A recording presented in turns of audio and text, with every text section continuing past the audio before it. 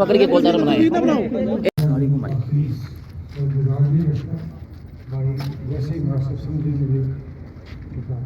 الحمد للہ والصلاة والسلام علی رسول اللہ وعلی آلہ وصحبہ اجمعین. قال تعالی كل نفس ذائقة الموت وإنما توفون أجوركم يوم القيامة فمن زحزح عن النار وادخل الجنة فقد فاز وما الحياة الدنيا إلا متاع الغرور.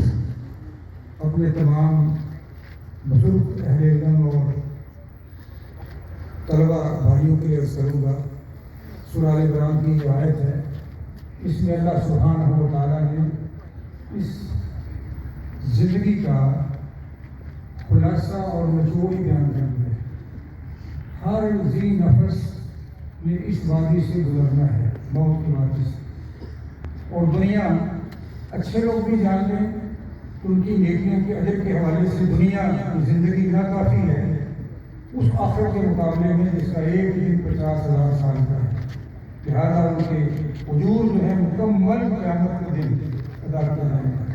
اور اللہ کی باغی و تعالی میں خوب جان رکھیں، خبردار ہو جائیں کہ دنیا میں جو بچ بچا دی گئے ہر والے کے ساتھ اللہ کی طرف سے کہیں نہیں بھاگ سکیں.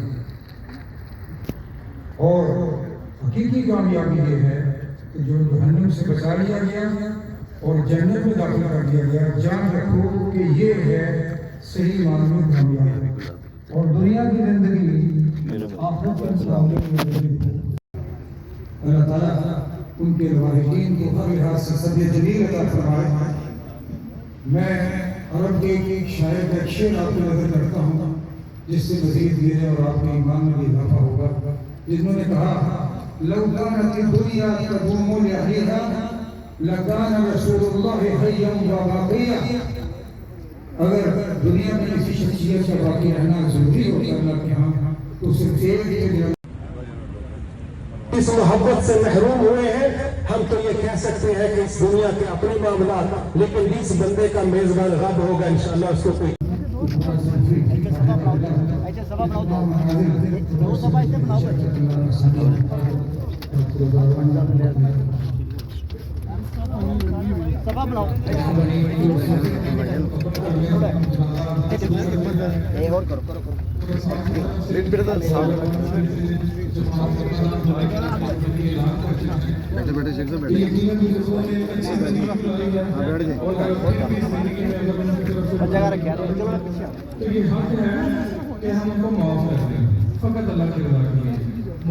ان کو پڑھ کے لینا ہے غریب لوگ یار.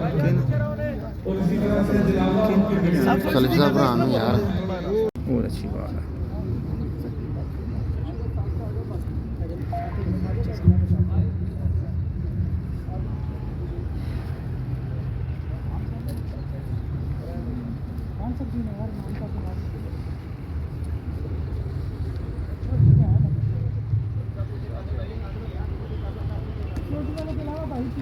سفید